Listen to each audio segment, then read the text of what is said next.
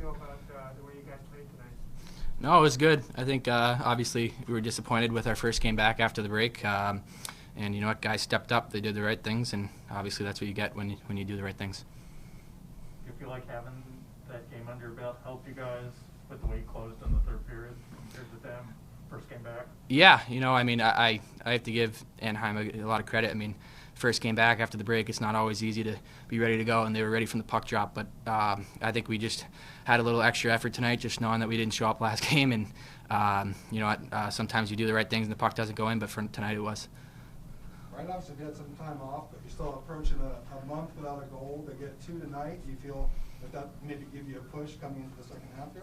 Yeah, absolutely. I mean, I always pray that they come, but like they come in bunches, right? Like some guys are streaky and they go a couple games without a goal, but then they put 2 or 3 in and then they're right back in it. So for me, I just try to stay level-headed and not really worry about that. Try and do the small things right, and I know that those will come.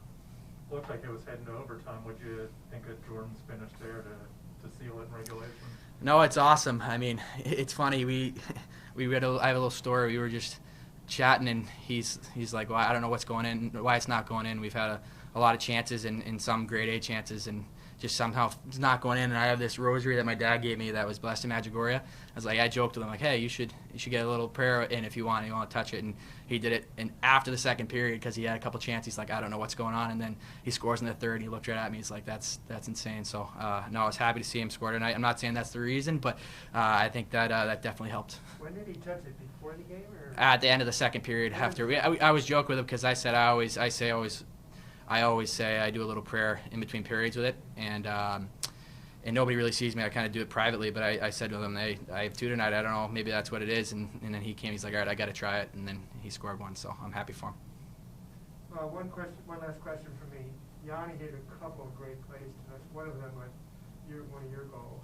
Just what's he like to have out there and on the line, and just the kinds of plays he makes in the offensive zone?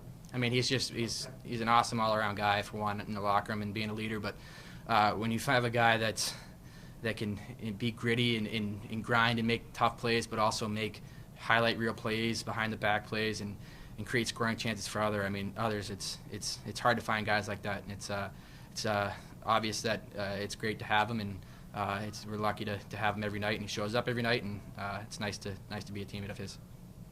Awesome. Thank you. Thank you.